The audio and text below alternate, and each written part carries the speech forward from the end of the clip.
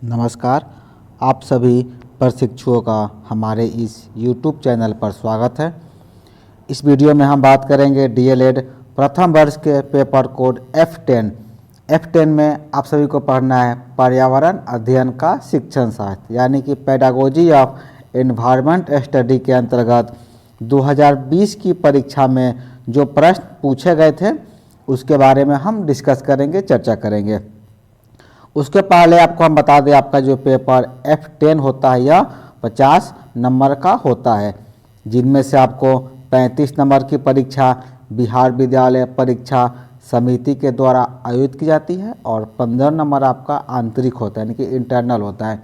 जहां से आप डीएलएड कर रहे हैं वहां से आपको 15 नंबर प्राप्त होते हैं और 35 नंबर की परीक्षा आयोजित होती है।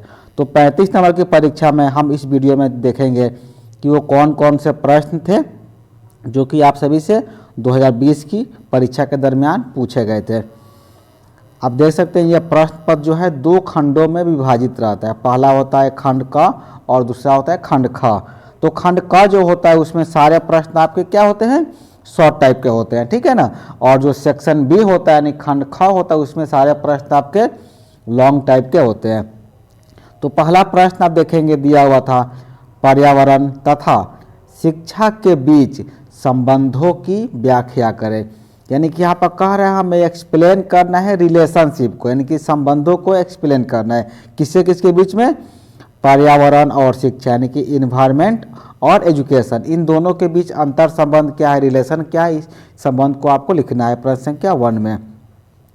अब देखेंगे प्रश्न संख्या 1 का ही हमारा सेक्शन है, यानी कि ऑप्शन दिया हुआ है। यदि इस प्रश्न का उत्तर आपको नहीं आता है तो आप दूसरे जो हमारा ऑप्शन प्रश्न है इसका उत्तर भी आप दे सकते हैं। इसमें कह रहा है पर्यावरण के प्रति जागरूकता के विकास में पर्यावरण अध्ययन की भूमिका को लिखें। यानी कि यहाँ पर कह रहा है कि पर्यावरण के प्रति जागरूकता, हम अवेयरनेस कैसे लाएंगे अपने इन्वायरमेंट के प्रति, इसके लिए पर्यावरण अध्ययन की कितनी बड़ी भूमिका होती है। क्योंकि आप सभी जानते हैं जब हम किसी चीज़ का अध्ययन करते हैं, किसी पर रिसर्च करते हैं, शोध करते हैं, तो उसके बारे में हमें जागरूकता भी आनी शुरू हो जाती है। तो यहाँ पर कह रहा है कि यदि पर्यावरण के प्रति जागरूकता लाना है, हमें क्या करना है, अवेयरनेस लाना है इन्वायरमेंट के प्रति, तो पर्यावरण अध्ययन की कितनी बड़ी भूमिका होती है उस भूमिका को आपको स्पष्ट करना है। प्रश्न संख्या 2 जो है इसमें कह रहा है कि छात्रों को पर्यावरण शिक्षा देने के लिए विद्यालय किस प्रकार से एक सशक्त माध्यम है, व्याख्या करें। यहाँ पर कह रहे हैं कि छात्रों को हम यदि पर्यावरण की शिक्षा देते हैं, एनवायरनमेंट की एजुकेशन देते हैं, तो विद्यालय किस प्रकार से एक सशक्त माध्यम के रूप में काम करता है। विद्यालय जो है हर प्रकार से एक सशक्त माध्यम के रूप में काम करता है, क्योंकि सारे चीज़ हम कहाँ सीखते हैं, विद्यालय में ही सीखते हैं। विद्यालय में आकर के हमें सब चीज़ों का ज्ञान होता है, जानकारियाँ मिलती है। तो पर्यावरण शिक्षा का भी हमें क्या होता है, ज्ञान मिलता है विद्यालय में आकर। तो विद्यालय एक बहुत ही बड़ा माध्यम का काम करता है, यानी कि साधन का काम करता है। तो इसी पर आपको एक्सप्लेन करना है, चर्चा करनी है। आगे हम देखेंगे प्रश्न संख्या 2 का ही ऑप्शनल है, यानी कि अथवा में दिया है परिवेश किस प्रकार से बच्चों के पर्यावरण शिक्षण का आधार है। परिवेश यानी कि सराउंडिंग कह सकते हैं आप, यानी जहाँ पर बच्चे जिस परिवेश में रह रहे हैं, जिस सराउंडिंग एरिया में रह रहे हैं, तो आप कहीं भी रहेंगे तो पर्यावरण के आप अंतर्गत ही रहेंगे, पर्यावरण के अधीन ही आपको रहना है। तो जिस परिवेश में हम रह रहे हैं तो उस परिवेश का इन्वायरमेंट कैसा, पर्यावरण कैसा, उसमें पर्यावरण शिक्षा का आधार क्या है, उस आधार को आपको कह रहा है यहाँ पर एक्सप्लेन करने के लिए, बताने के लिए। प्रश्न संख्या 3 है, इसमें पूछ रहा है पर्यावरण अध्ययन के शिक्षण विधियों पर संक्षिप्त विवरण दे। यानी कि हमको क्या करना है, यहाँ पर टीचिंग मेथड बताना है, शिक्षण विधियाँ बतानी है। जब हम इन्वायरमेंटल स्टडी कराते हैं, बच्चों को पर्यावरण शिक्षा देते हैं, तो कौन कौन सी शिक्षण विधियाँ हैं जिसका प्रयोग करके हम बच्चों को बेहतर तरीके से अपने पर्यावरण के बारे में बता सके, इसके बारे में आपको एक्सप्लेन करना है प्रश्न संख्या 3 में। प्रश्न संख्या 3 का ही ऑप्शनल है। दूसरा प्रश्न है कि क्षेत्र भ्रमण को पर्यावरण शिक्षण प्रक्रिया का एक महत्वपूर्ण साधन माना गया है, क्यों। क्षेत्र भ्रमण यानी कह सकते हैं फील्ड ट्रिप, यानी कि हम क्या करते हैं, क्षेत्र का भ्रमण करते हैं। आप सभी ने सुना होगा, आपको ट्रिप ले जाता है, आपको टूर पर लेकर जाया जाता है आपके महाविद्यालय की तरफ से। वो क्यों लेकर जाया जाता है? ताकि आप उस एरिया को, उस परिवेश को अच्छे से समझ सके। क्योंकि देखिए, कोई चीज़ को यदि हम किताबों में पढ़ते हैं और उसके बारे में सुनते हैं, तो उससे ज़्यादा हम यदि जाकर उस चीज़ों को अपनी आँखों से देखते हैं, अनुभव करते हैं, तो हम क्या होते हैं, ज़्यादा चीज़ों को सीख पाते हैं। तो वही प्रश्न यहाँ पर कह रहा है कि क्षेत्र भ्रमण यदि हम कराते हैं, फील्ड ट्रिप कराते हैं छात्रों को, तो उसमें पर्यावरण शिक्षण प्रक्रिया क्या होती है, उसका एक महत्वपूर्ण साधन माना गया है। जब तक हम पर्यावरण को नज़दीक से नहीं देखेंगे, उसे जानेंगे नहीं, समझेंगे नहीं, तब तक क्या होगा, पर्यावरण शिक्षा सार्थक रूप से आप बच्चों को नहीं दे पाएंगे। तो वही कह रहे हैं कि महत्वपूर्ण साधन इसको माना जाता है। क्यों माना जाता है, इसको आपको एक्सप्लेन करना है अपने शब्दों में। प्रश्न संख्या 4 आप देख सकते हैं, इसमें आपसे पूछा गया था, पर्यावरण अध्ययन के सतत एवं व्यापक मूल्यांकन के क्रम में आने वाली चुनौतियों पर प्रकाश डालें। यानी कि जब हम क्या करते हैं, कंटिन्यूअस एंड कम्प्रिहेंसिव एजुकेशन कराते हैं छात्र पर्यावरण के बारे में, इन्वायरमेंट स्टडी के बारे में, तो उसमें कौन कौन सी चुनौतियाँ हैं, वो कौन कौन से चैलेंजेस हैं जो कि हमें फेस करने पड़ते हैं, उसके बारे में आपको प्रश्न संख्या 4 में एक्सप्लेन करना है, बताना है।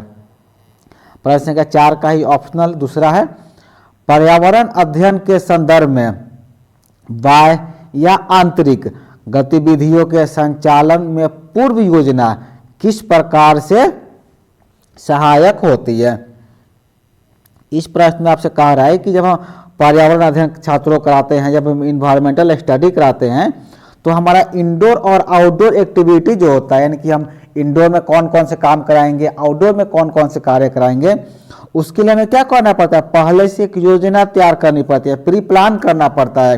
तो ये प्री प्लान जो है किस प्रकार से मदद करता है, वो आपको यहाँ पर बताना है।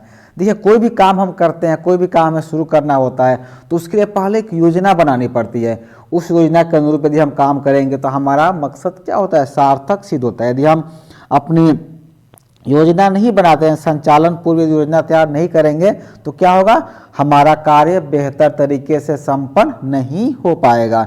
तो वही यहाँ पर कह रहा है कि जब पर्यावरण अध्ययन के संदर्भ में जो है, जो पूर्व योजना तैयार की जाती है, चाहे वो आउटडोर हो या फिर इंडोर हो, यानी कि आंतरिक हो या बाह्य हो, कहीं भी कोई भी एक्टिविटी करानी हो, कोई भी कार्य करना हो, तो उसके लिए पूर्व योजना बनाना, यानी कि प्री प्लान करना बहुत ही जरूरी होता है, या बहुत ही सहायक भी होता है। तो आपको यहाँ पर प्रश्न संख्या 4 के ऑप्शन में आपको बताना है।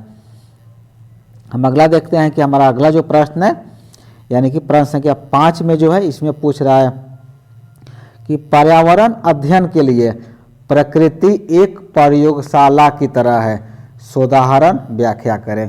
बहुत ही ये महत्वपूर्ण प्रश्न या कहते हैं इंटरेस्टिंग प्रश्न यह यहाँ कह रहा है कि प्रकृति क्या हमारा एक प्रयोगशाला है।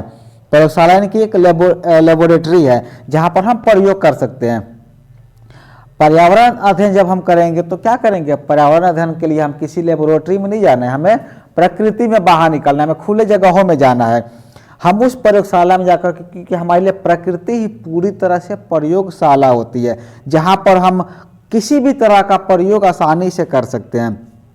तो वही प्रश्न में कह रहा है कि प्रयोगशाला जो है किस तरह से है, एक उदाहरण देकर आपको यहाँ पर स्पष्ट करना है, इसकी चर्चा करनी है। प्रश्न संख्या 5 का ही ऑप्शनल है, इसमें कह रहा है प्राथमिक स्तर पर पाठ्यक्रम में पर्यावरण अध्ययन के उद्देश्यों पर प्रकाश डालें। यहाँ प्राइमरी लेवल का जो पाठ्यक्रम होता है, यानी कि जो आपका सिलेबस है, तो प्राइमरी लेवल के सिलेबस में पर्यावरण अध्ययन के किन किन उद्देश्यों पर चर्चा की गई है, किन उद्देश्यों पर बात की गई है, उसके बारे में आपको यहाँ पर डिस्क्राइब करना है, बताना है। अगला हम देखते हैं आपका खंड ख है, यानी कि सेक्शन बी में, जिसे मैंने कहा था सारे प्रश्न क्या होते हैं, लॉन्ग आंसर टाइप इसमें क्वेश्चन होते हैं, जिसका उत्तर आपको 200 से 250 शब्दों में देना होता है। तो पहला प्रश्न है, यानी कि प्रश्न संख्या 6 है कि पर्यावरण शिक्षा में मूल्यांकन के मुख्य उद्देश्यों पर प्रकाश डालें। यहाँ पर कह रहा है कि इवोल्यूशन के बारे में बताना है, मूल्यांकन के बारे में चर्चा करनी है, किसकी, पर्यावरण शिक्षा के बारे में। पर्यावरण शिक्षा में जो है मूल्यांकन का मुख्य उद्देश्य क्या क्या होते हैं, किस आधार पर हम छात्रों का मूल्यांकन कर सकते हैं, उन पूरी संपूर्ण विधियों के बारे में आपको चर्चा करनी है प्रश्न संख्या 6 में। और इस प्रश्न पत्र का अंतिम प्रश्न आप कह सकते हैं वो है प्रश्न संख्या 7, जिसमें आपसे पूछा गया है कि किन्हीं 2 पर संक्षिप्त टिप्पणी लिखें। यहाँ पर 3 ऑप्शन दिए गए हैं, जिनमें से आपको 2 पर संक्षिप्त टिप्पणी लिखना है, शॉर्ट नोट्स लिखना है। पहला है चाइल्ड प्रोफाइल, दूसरा है प्रयोगशाला विधि और तीसरा है वायु प्रदूषण। इन तीनों में से किसी 2 पर आपको नोट्स तैयार करने हैं। तो ये आपका हो गया। इसमें जो है हम बात किए डीएलएड प्रथम वर्ष के paper code F10 pedagogy of environmental study, पर्यावरण अध्ययन का शिक्षण शास्त्र के अंतर्गत पिछले साल पूछे गए प्रश्न पत्र का मैंने विश्लेषण किया। इस वीडियो में इतना ही। वीडियो को पूरा देखने के लिए आपका धन्यवाद।